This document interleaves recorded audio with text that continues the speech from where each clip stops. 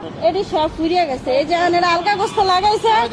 আপনি কল্পনা করতে পারেন বাংলাদেশের মুসলিম নারী গরু গোশত খাওয়ার কারণে হিন্দু মহিলা তাকে এবং তার সন্তানকে মেরে ফেলার ষড়যন্ত্র পর্যন্ত করেছে। আপনারা দেখুন। আমার এই বাচ্চাটারে হিন্দু মহিলা আমার ফাঁসে বাড়া থাকতো, ওরা আমি চিনতাম না, ওই আমার চিনতো না। ওরা কি করতো, আমি গরু গোস্ত রান্না করলেই ঝগড়া করতো, কেন গরু গোস্ত রান্না করি কেন। পরে আমি বাসার দারোয়ানকে জানাইলাম যে আমরা হচ্ছি মুসলিম, কেন হিন্দু বাড়াদের। পরে কই বলছে কি হয়েছে, আমি বলছি যে আমরা গরু গোস্ত খাইতে পারি না, রান্না করলে ঝগড়া করে। পরে ওরা নাকি বলছে তুমি বাসা ছেড়ে যাও গিয়ে, আর যদি দ্বিতীয়বার এরকম করো।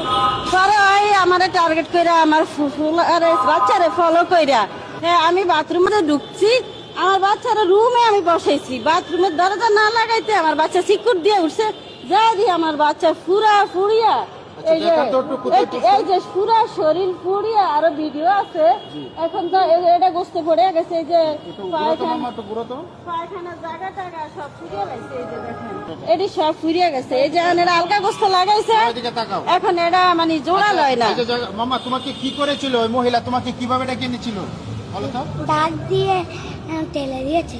ডাক দিয়ে নিয়ে পরে কি করছে মহিলা বলো তো, তোমাকে বলো তো? গরম পানি ঢেলে দিয়েছে। গরম পানি ঢেলে দিছে?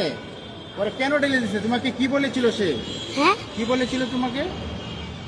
তোমাকে ডাকিয়ে দিছে? আমরা গরু গোস খাই। গরু কাজ তোমরা গরু খাও দেখে ওই জিত করে তোমাকে আগুন পানি ঢেলে দিছে? গত কদিন আগে ভারতীয়দের অনুসরণ করে বুলডোজার দিয়ে মাদ্রাসাকে বসিয়ে দেওয়া হয়েছে। আবার এখন মুসলিম নারী নিজের বাড়িতে গরুর গোশত রান্না করে খাচ্ছে, তখন তাকে মেরে ফেলার জন্য হিন্দু নারীরা পায়তারা করতেছে আমাদের বাংলাদেশের মধ্যে, মুসলিম সংখ্যাগরিষ্ঠ দেশের মধ্যে। দেখুন, মুসলমানদেরকে বলছি, আপনারা এই বিষয়গুলোর প্রতিবাদ, জোরালো প্রতিবাদ করুন এবং প্রশাসনের কাছে এই ধরনের নারীদেরকে ধরিয়ে দেওয়ার আগে প্রচন্ড রকম উত্তম মাধ্যম দিয়ে তারপর ধরিয়ে দিবেন। উত্তম মাধ্যম না পড়লে এরা কখনো ঠিক হবে না, এবং প্রকাশ্যে উত্তম মাধ্যম দিবেন, তারপর এদেরকে ধরিয়ে দিবেন। কত বড় স্পর্ধা যে মুসলমান নারীকে গরুর গোশত খাওয়ার কারণে তাকে মেরে ফেলার পর্যন্ত ষড়যন্ত্র করে, কত বড় স্পর্ধা এদের, চিন্তা করে দেখেন। এদের টুটি এখনই চেপে ধরতে হবে, এদেরকে বেশি বাড়তে দেওয়া যাবে না।